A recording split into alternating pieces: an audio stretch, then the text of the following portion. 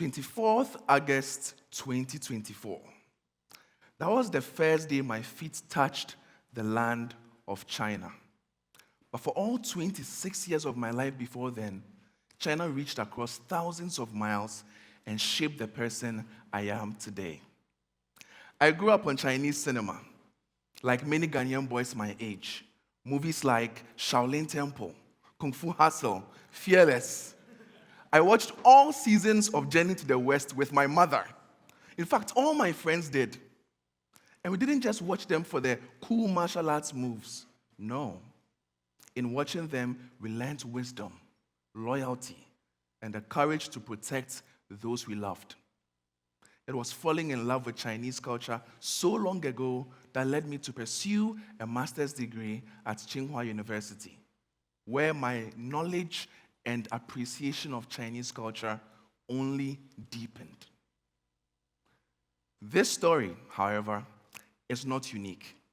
In the 21st century, we have seen culture spread like wildfire, far and wide like never before in human history. We have the emergence of technology, fast travel, and cosmopolitan cities that have enabled this. According to Human Progress, an organization that tracks all forms of development, we have seen cultural globalization significantly increase in the past 50 years, with most countries rising from below 20% globalization to 70 to 90%. For many people, this has been great. It means you can travel anywhere and still find a piece of home. It means you can stay at home if you're a homebody like me and still access the world. Remarkable, isn't it? But for some, this has been unwelcome, and not unexpectedly so. Because as human beings, we are hardwired to resist change. The same systems that keep our body temperature at 37 degrees Celsius, if I remember my science correctly, and 120/80 for our blood pressure. They make us set our alarms off when the outside world is no longer familiar.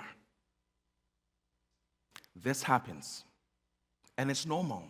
Our fear of change is normal, but our reaction to it must reflect the advanced beings that we are. Because while resistance to change is well within our nature is also a far more valuable trait: curiosity.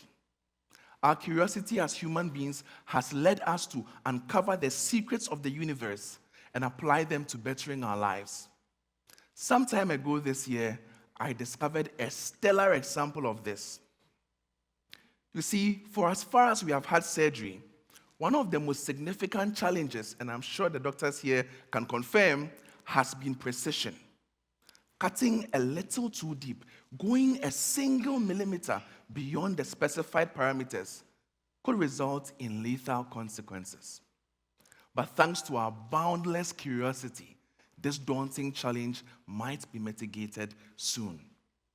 Between 2021 and 2024, scientists at the Heriot-Watt University in Scotland discovered that one small, unassuming insect, the female sawfly, possessed what was essentially a smart scalpel that allowed it to burrow into plants but instinctively stop upon contacting vulnerable vascular bundles. If applied in the creation of surgical tools, this could mean the tools themselves on their own would stop upon reaching a vital nerve or tissue. As we speak, a prototype is being developed that, if successful, could increase the safety of critical surgeries, saving countless lives.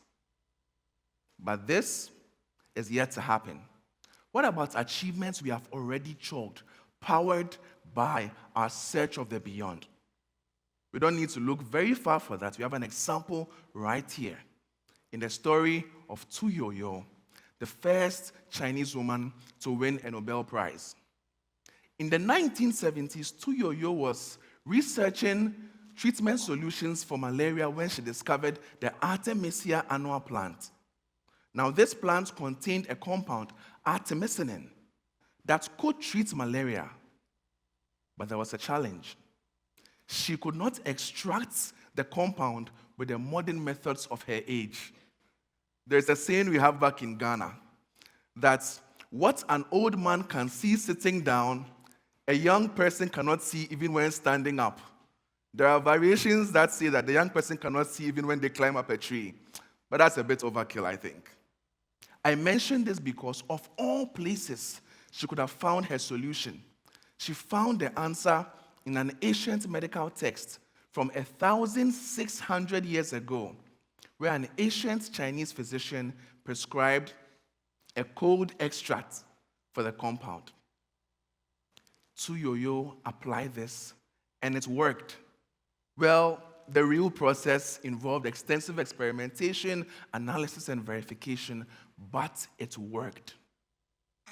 Later on, anti-malarial artemisinin-based therapies were developed, and they became the defining anti-malarial treatments across the world, replacing the less effective alternatives.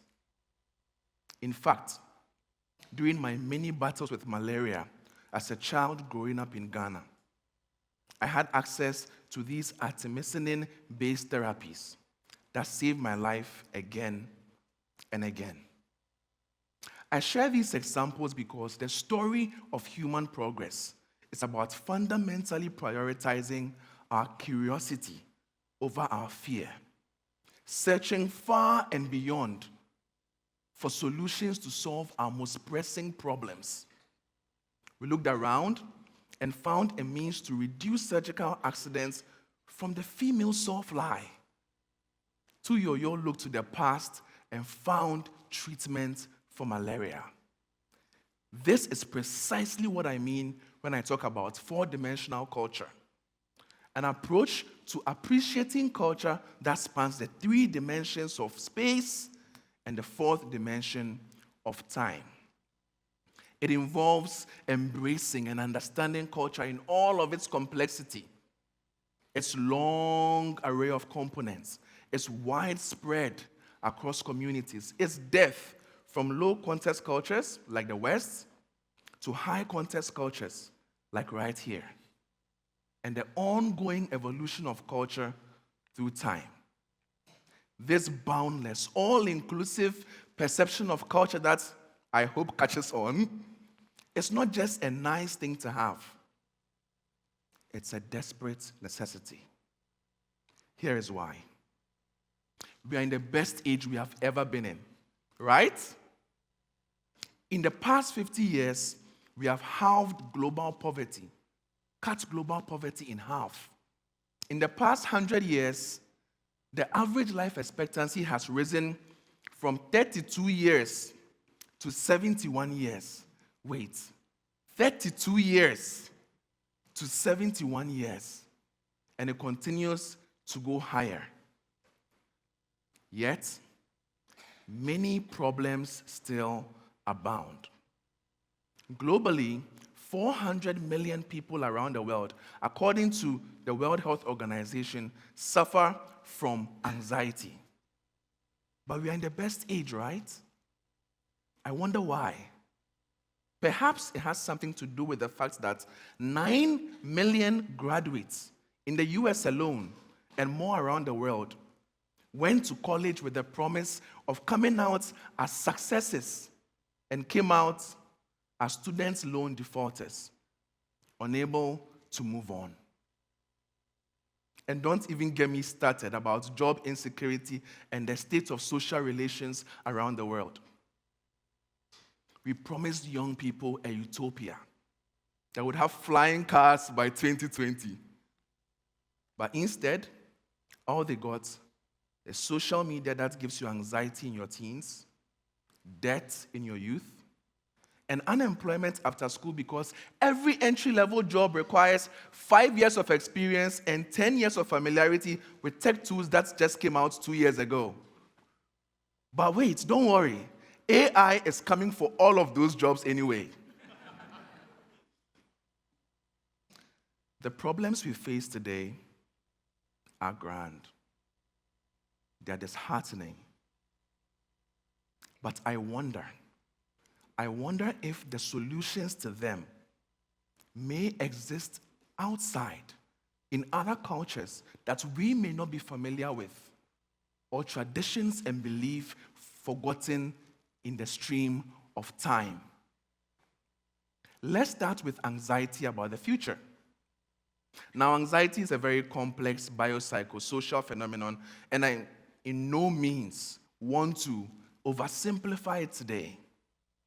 But there is a social dimension to it. And if we walk along the width of culture to South America, we'd find an interesting remedy there. The Aymara, an ethnic group in Bolivia, have a fascinating way of thinking about the future. When they talk about the future, they don't point forward like most of us do. They point backwards. In fact, in their language, the word future translates as that which is behind me. And the past translates as that which is clearly in front of me.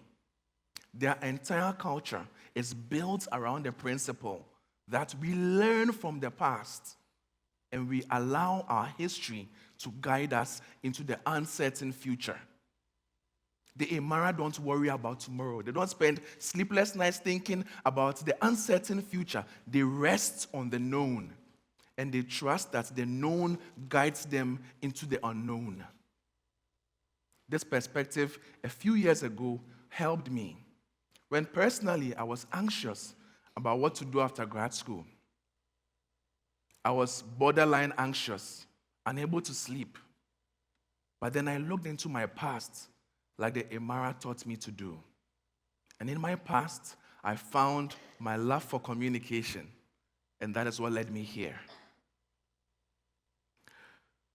This is anxiety. But what about debt? Now, the debt crisis is a bit more complex. But maybe if we look to other places, for example, the Middle East, we may find an important lesson there. For centuries in the Middle East, it was culturally frowned upon to charge interest on loans. In fact, when loans were given out with interest, the benefits were shared with the community, giving alms to the poor. Now, imagine a system where the less fortunate are not being exploited with predatory loans, but are rather being supported, given a chance, treated with dignity. Sounds radical, doesn't it? But maybe those 9 million graduates, unable to move on with their lives, shackled with debt, maybe, just maybe, they deserve such radical thinking. And as many young people today feel left behind, driven to extreme hateful ideas, I'm sent to East Africa, a diverse region full of diverse cultures, but united by a single proverb that guides its relationship with young people. The child who is not embraced by his village will burn it down to feel its warmth.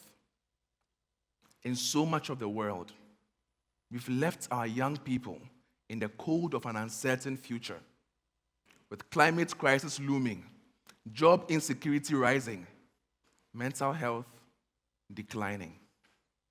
And we wonder why they are driven to such hateful radicalism, driven to ideas that seek to burn this global village down. I want to leave you with this. We are in a rare period, a rare space in time, where we have the globalization of culture and unprecedented access to our past, which together give us access to a lot of wisdom, baked over generations, spread across different communities. Wisdom with answers to our most dire problems. And we need to hold on to it. Why? Because culture fades. And when we have access to such treasure, we need to maintain them. But how do we do that? Well, sorry to break it to you, I am no expert on culture. But what I am an expert on is communication. And there is no way of preserving, evolving, and exchanging culture as effective as communication. Because our curiosity gives us reason, desire to find the solutions out there. But communication is what brings these two together. And that is why my prescription is that we need to start talking and sharing with each other. First, with our most intimate communities, families. We need to bring back dinner time conversations. No phones allowed. We need to bring back fireside stories where the elders in the village will share proverbs and stories, powerful stories of events and people you would never find in a history book. We need to bring back playtime in real time where kids interact, not on some online platform with some algorithms designed to enrich some centibillionaire in Silicon Valley. No. Real interactions between real people. Because culture, real culture, is built when people interact, they connect, they clash, they test boundaries, and they collectively build their identity and determine who they want to be. And when we do this, first with our most intimate communities, and then share with the outside world, these problems, these daunting problems, they don't stand a chance. As we do this, as we communicate and exchange our culture, as we remain curious, we are creating a world where anyone from anywhere, even a young boy from Ghana, can learn courage from China's Jet Li, can learn to overcome the burden of tomorrow from the Imara in South America, and can learn to embrace our children, lest love unfelt plunge the world into flames. What a world that would be. What an absolutely remarkable world. Thank you.